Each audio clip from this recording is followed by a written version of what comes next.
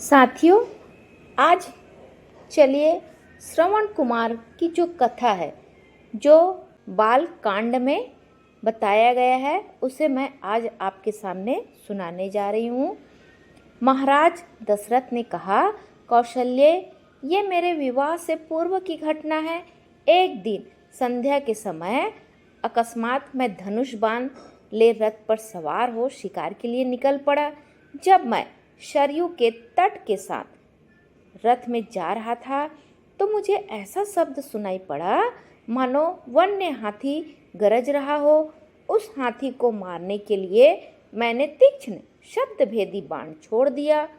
बाण के लक्ष्य पर लगते ही किसी जल में गिरते हुए मनुष्य के मुख से ये शब्द निकले, आह, मैं मरा। मुझ निरपराध को किसने मारा?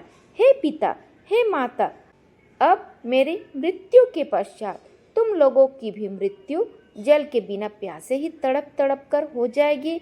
न जाने किस पापी ने बाण मारकर मेरी और मेरे माता पिता की हत्या कर डाली।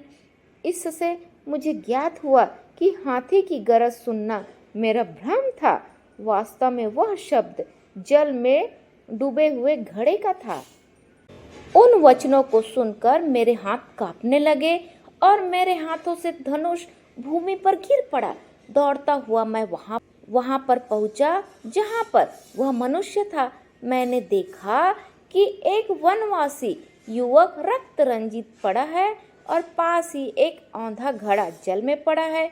मुझे देखकर क्रुद्ध स्वर में वह बोला, राजन, मेरा क्या अपराध था जिसके लिए आपने मेरा वध करके मुझे दंड दिया है?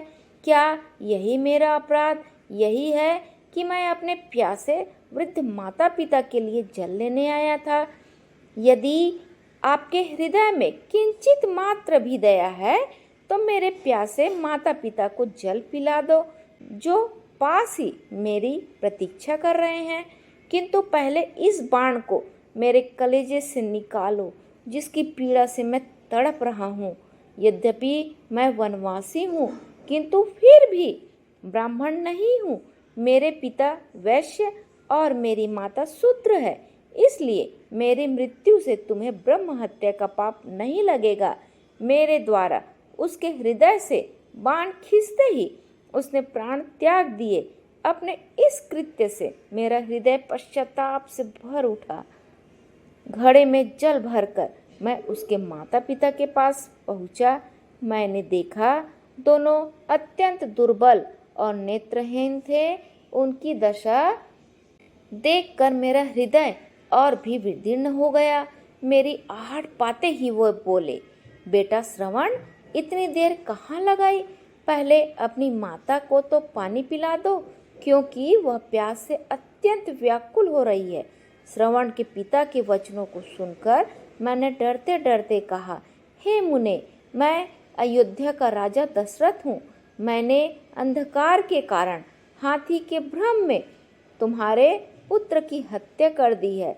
अज्ञानवश किए गए अपने इस अपराध से मैं अत्यंत व्यथित हूँ। आप मुझे दंड दीजिए। पुत्र की मृत्यु का समाचार सुनकर दोनों विलाप करते हुए कहने लगे, मन तो करता है कि मैं अभिशाप देकर तुम्हें भस्म कर दूं और तुम्हारे सिर के 7 टुकड़े कर दूं, लेकिन तुमने स्वयं आकर अपना अपराध स्वीकार किया है, अतः मैं ऐसा नहीं करूंगा। अब तुम हमें हमारे श्रवण के पास ले चलो। श्रवण के पास पहुंचने पर वे उसके मृत शरीर को हाथ से टटोलते हुए हृदय विदारक विलाप करने लगे।